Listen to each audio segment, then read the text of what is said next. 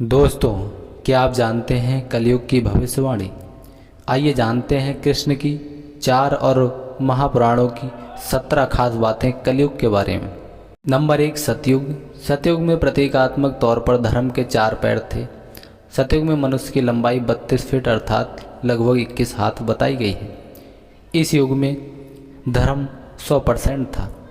त्रेता युग में धर्म के 3 पैर थे। इस युग में मनुष्य की लंबाई 21 फीट अर्थात लगभग 14 हाथ बताई गई है। इस युग में पाप की मात्रा 5 बिस्वा अर्थात 25% होती थी और पुण्य की मात्रा 15 बिस्वा अर्थात 75% होती थी। तीसरा द्वापर युग है।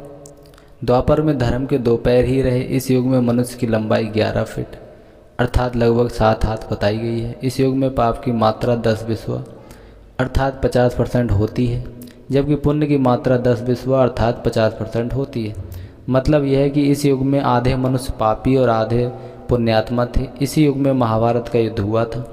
यह युद्ध धर्म युद्ध ही था। कृष्ण ने धर्म की रक्षा की थी। नंबर 4, वर्तमान और आज का और महत्वपूर्ण युग कलयुग। द्वापर में 2 पैर और अब कलिकाल में धर्म के पैरों का कोई नामो निशान ही नहीं है। धर्म अब पंगु बन गया है। इस युग में मनुष्य की औसत लंबाई 5 फीट 5 इंच अर्थात लगभग 3.5 हाथ बताई गई है। इस युग में धर्म का सिर्फ 1/4 अंश ही रह जाता है।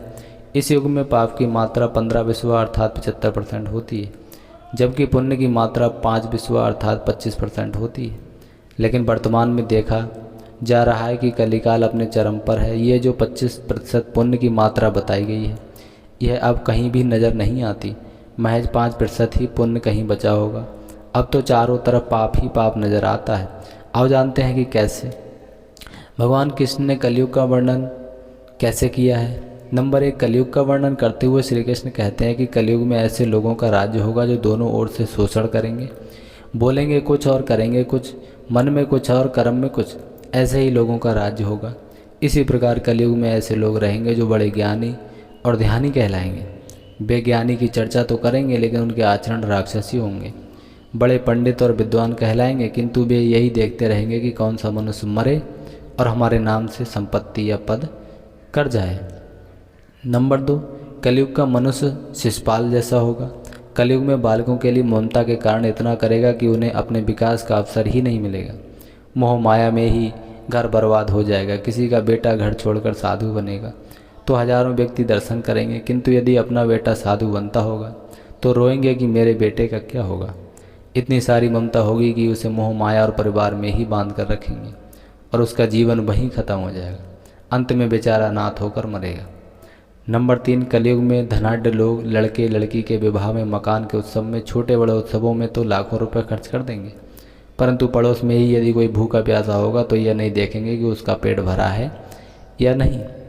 इसी के साथ नंबर 4, कलयुग में मानव का मन नीचे गिरेगा, उसका जीवन पतित होगा। ये पतित जीवन धन की शिलाओं से नहीं रुकेगा, ना ही सत्ता के वृक्षों से रुकेगा, किंतु हरि नाम के एक छोटे से पौधे से, हरि कीर्तन के एक छोटे से पौधे से मनुष्य जीवन का पतन होना रुक जाएगा। आइए जानते हैं कि कलयुग में पुराणों का वर्णन क्या मिलता है। नंबर 1, पुराणों में लिखा है कि जो व्यक्ति संगठन या समाज भेद विरुद्ध आचरण कर भारत की धार्मिक और सांस्कृतिक एकता को खंडित करेगा, उसका आने वाले समय में समूल नाश हो जाएगा। पुराणकार मानते हैं कि जैसे जैसे कलयुग आगे बढ़ेगा वैसे वैसे भारत की गद्दी पर वेद विरोधी लोगों का शासन होने लगेगा। ये ऐसे लोग होंगे जो जनता से झूठ बोलेंगे और अपने कुतर्कों द्वारा एक दूसरे की आलोचना करेंगे और जिनका कोई धर्म नहीं होगा। ये सभी विधर्मी होंगे। ये सभी मिलकर भारत को तोड़ेंगे और अंततः भारत को एक अराजक भूमि बनाकर छोड़ देंगे। नंबर 2, ज्यों ज्यों घोर कलयुग आता जाएगा त्यों त्यों सौराष्ट्र, अवंती, अधीर, सूर, अर्बुद और मालव देश के ब्राह्मणगण संस्कार शून्य हो जाएंगे तथा राजा लोग भी शूद्र तुल्य हो जाएंगे। अपनी तुच्छ बुद्धि को ही शाश्वत समझकर कुछ मूर्ख ईश्वर की तथा धर्म ग्रंथों की प्रामाणिकता का मांगने का दुस्साहस भी करेंगे। इसका अर्थ है कि उनके पाप जोर मार रहे हैं। नंबर 3, जब सभी वेदों को छोड़कर संस्कार शून्य हो जाएंगे तब सिंधु तट, चंद्रभागा का तटवर्ती प्रदेश, कौंतीपुरी और कश्मीर मंडल पर प्रायः शूद्रों का संस्कार, ब्राह्मण तेज से हीन नाम मात्र के द्विजों का और मिलेच्छों का राज होगा। सबके सब राजा, राजनेता आचार विचार में मलेच्छ प्राय होंगे। वे सब एक ही समय में भिन्न भिन्न प्रांतों में राज करेंगे।